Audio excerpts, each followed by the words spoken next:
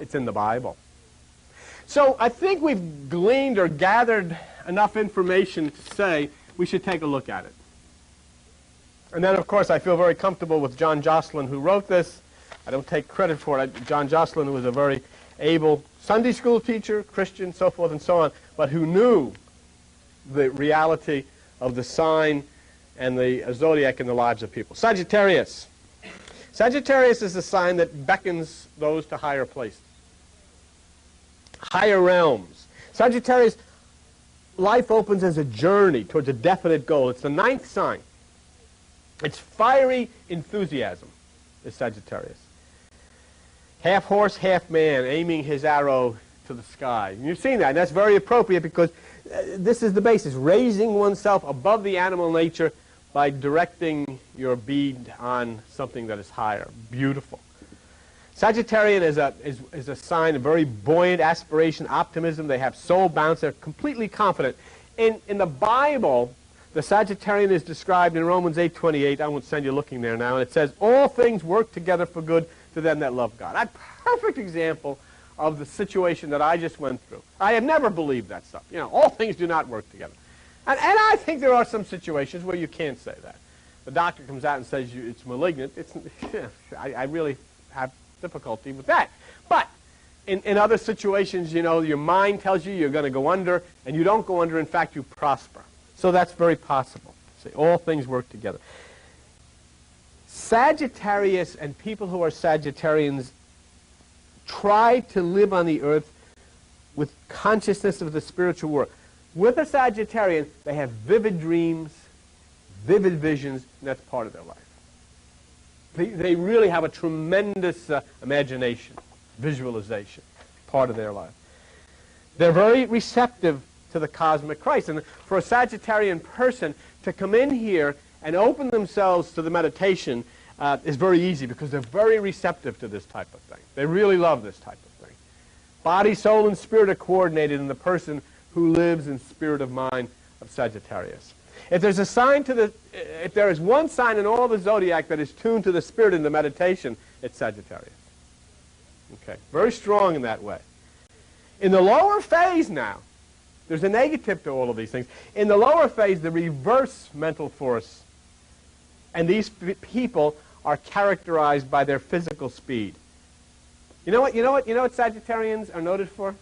They're great racers. Race car drivers, racers, they love to fly. They love to go fast. And they're very good. Racing is their forte. They move quickly. They like to walk fast. And wherever they go, everything is, you know, moving. Sagittarius rules the thighs and the pelvic area. And the sciatic nerve. So people could have a tendency to be very powerful there, or they could have a tendency to have a lot of trouble there. Pain in the back, lower back, sciatic nerve, things like that can be a problem for people who are Sagittarians. Extremely sensitive spiritually. But when the personal side is stressed, then the movement to keep going and going and going can cause a problem and a breakdown in their physical body, because the spiritual urge is diverted to physical use. And so where they would like to drive and go and go and go and go fast spiritually, the reverse is happening, and they're driving and they're going fast physically, and they can suffer a breakdown. They love the outdoors. They love outdoor sports. Sagittarians really enjoy outdoor things. Jupiter rules Sagittarius. Jupiter. And from this comes a feeling for fair play. Sagittarians tend to be people who look for fairness in everything. They want to be fair to everybody. They want everybody to have a fair chance. They're very determined in whatever they do. See, when others have dropped and fallen by the wayside, Sagittarian plugs right on. Sagittarius continues. It doesn't give up. It doesn't stop. It continues its drive. They're great adventurers, you know. It's very hard for a Sagittarian not to feel at home. Wherever you drop them, they feel at home. You know, it's something new to explore, something different. And that's transforming. Sagittarius, with that aiming upward of the bow, and you see the picture, it's a transforming from the lower to the higher. And that's what the Apostle Paul says in Romans 12, chapter 2. Be transformed by the renewing of your mind. The difficulty of Sagittarius is the same thing that arises in the other signs, but it is much more profound. And that's something I want you to put that word, very, very profound. The difficulty that is consistent in the other signs is extremely profound with Sagittarius. And what is that? If they have spiritual direction without a Christ goal, they wind up with a lot of problems, a lot of emotional problems, and Sagittarians have a tendency to wind up with a lot of psychic problems in the mind. And you see a lot of this in people that are Sagittarians. They like to philosophize. They're very good in philosophy. And this combined with the higher spiritual goals produces a person of deep wisdom and sensitivity. And it can be very deep wisdom and very sensitive to God. Now here's something about Sagittarius. And folks, we have so many. You have to, those of you who are home and know people in Sagittarius, you have to reach a decision if that's true or not. Sagittarius, like Gemini, is strong in speaking but weak in listening.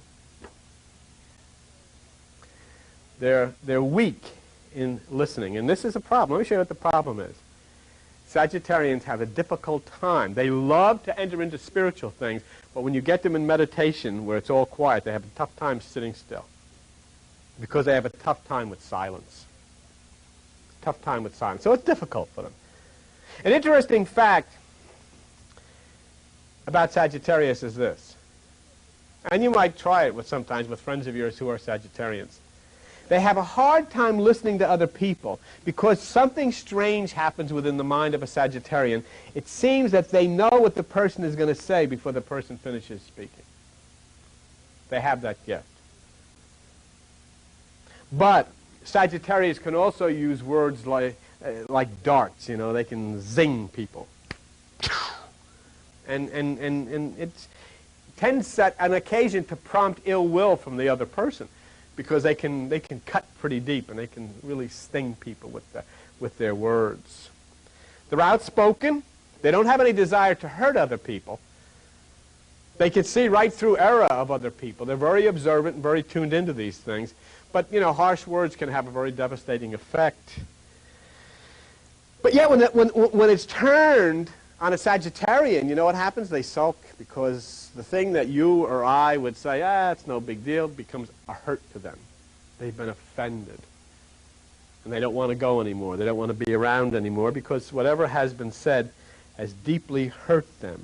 You could take a Sagittarian and punch him in the nose and it wouldn't be near as bad as that word that has hurt them. And so they feel very, very bad.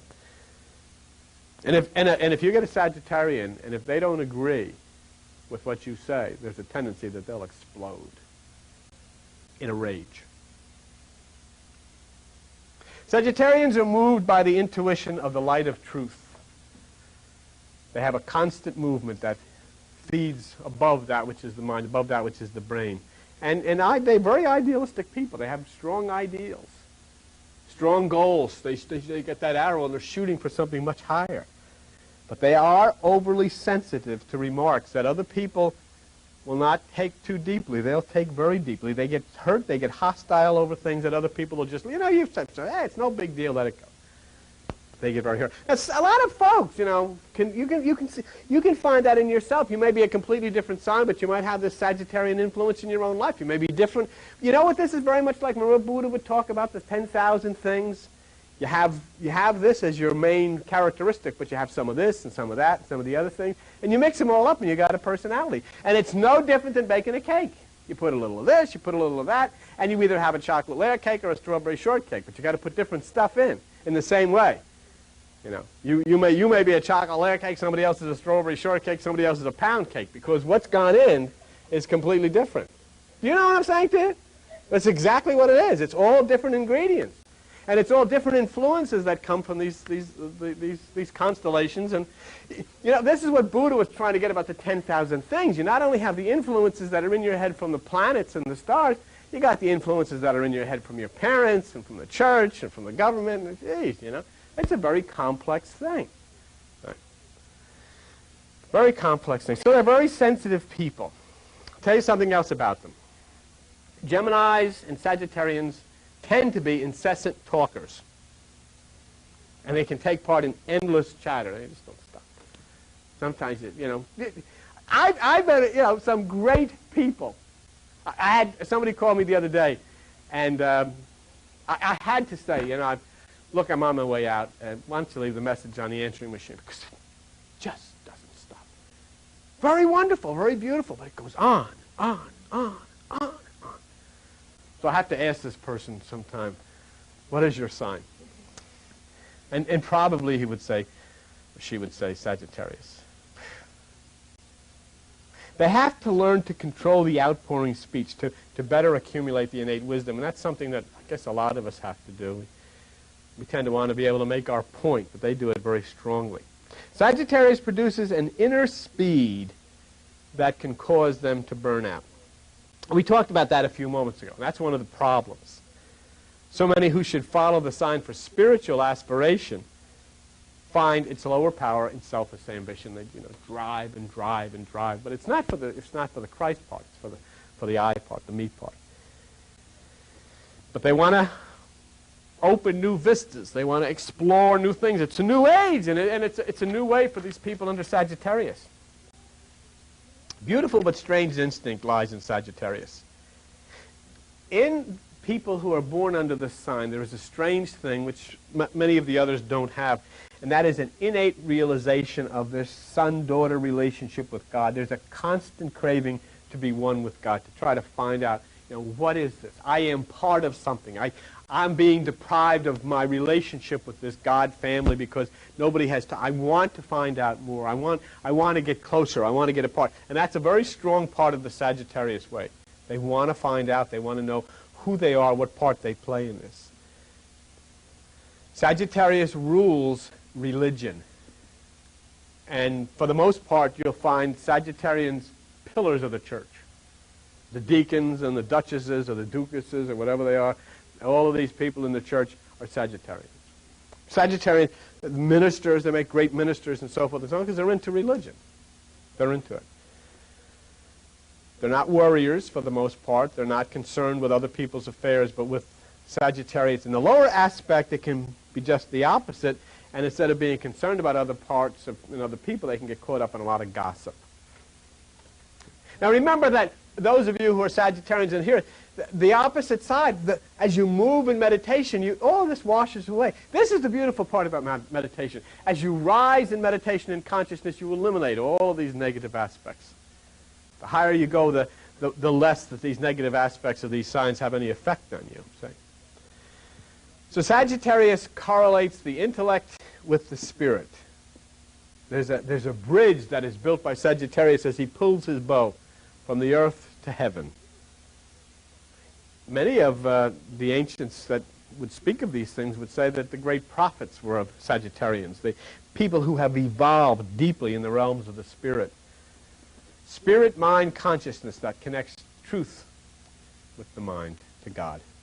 And for those who are Sagittarius, so they walk through these doors, there's an opportunity for them that they will be untiring and nothing will stand in their way of the ascent up to enlightenment. They have that opportunity. That's what that bow pulled back means. There is an opportunity for them to pull that bow and rise with it up into the stars and up into the higher realms of consciousness. Sagittarius has a great opportunity for that. If they will only hear and understand what is theirs, because they've got to turn away from the lower forms and follow the flight of that arrow to the higher realms of consciousness. So in Sagittarius is aspiration, inspiration, the doorway to God. But they have to know so as to channel that energy upward, to let the arrow go.